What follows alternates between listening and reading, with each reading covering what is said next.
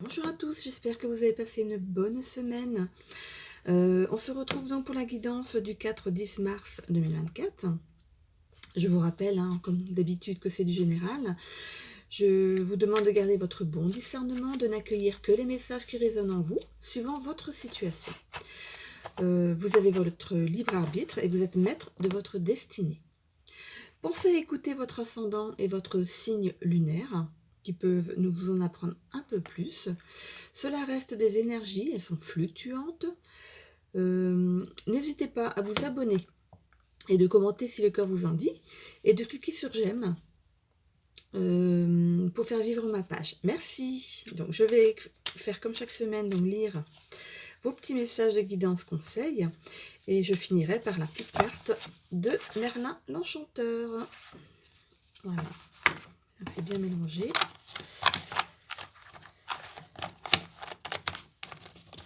Voilà. Alors, je commence cette semaine par les Verseaux. Alors, une semaine en dents de scie. Tantôt vous êtes sur la réserve, tantôt vous vous exprimez, mais pas avec les bons mots. Regardez autour de vous et imprégnez-vous de l'instant présent. Il vaut mieux mettre une sourdine à votre mauvaise humeur et attendre que les jours meilleurs arrivent. Vous ne serez pas déçu de cette attente, on vous a entendu, et il faudra mettre en place plus de rigueur dans vos dépenses. Une petite carte de Merlin l'Enchanteur. Alors, le sortilège des pixies. Lâche prise. Si tu te sens perdu, si tu tournes en rond, va découvrir d'autres horizons. Occupe ton esprit avec de légères occupations pour chasser des préoccupations. Lâche prise, c'est le meilleur moyen de retrouver ton chemin. Donc on vous demande de mettre une sourdine à votre mauvaise humeur, mais le lâcher prise fait partie un peu de cette attente pour cette semaine. Je continue avec les poissons. Une belle opportunité pointe le bout de son nez. Vous allez pouvoir mettre en place, enfin, ce dont vous avez mis rigoureusement sur votre chemin. Vous avez su vous attirer les bonnes personnes et vous pourrez ainsi avancer tranquillement dans la sphère pro. Pour le privé, c'est pas encore ça. Vous aspirez à plus de sérénité de ce côté-là et vous aurez la bonne approche bientôt pour relever le défi de la vie à deux.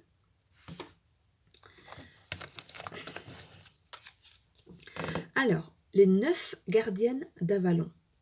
Demande et tu recevras. Elles sont les gardiennes de l'ordre des choses. Elles s'assurent que le fil des événements se tisse et se croise comme il se doit, et au bon moment. Offre-leur ton vœu sincère et elles te répondront à leur manière. Sois attentif. Demande et tu recevras. Voilà. Taureau. Plus vous courez après un lièvre et plus vous vous cassez les dents sur un mur virtuel qui vous laisse pantois. Vous aspirez à trouver la bonne façon de mettre à profit une facilité d'exercice dans la sphère pro afin de combiner rigueur et résultat. Soyez souple avec vos collaborateurs. Ils sont là pour vous aider, mais aussi pour profiter de la conclusion dont vous voyez l'aboutissement. Vous savez doser vos émotions, alors mettez cela à profit.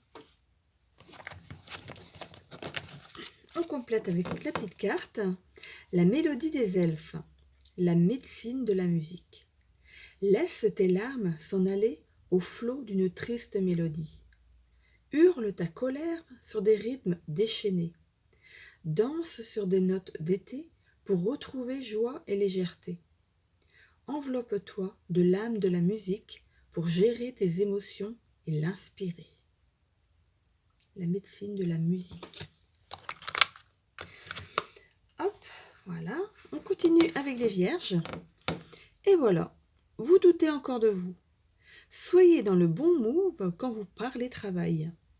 Vous n'avez pas les bonnes approches et plus vous doutez et plus vous vous perdez dans des interrogations qui n'ont pas lieu d'être. Soyez à l'écoute des conseils que l'on peut vous donner. Cela vous donnera la sérénité et vous placera en vainqueur. La petite carte. La magie et ses lois.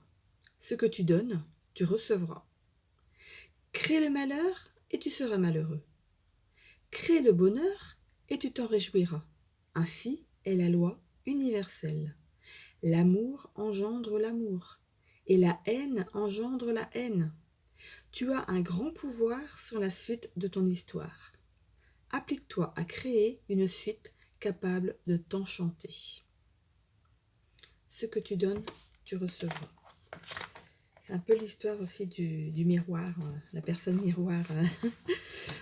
Voilà, donc Gémeaux. Merci, amis Gémeaux.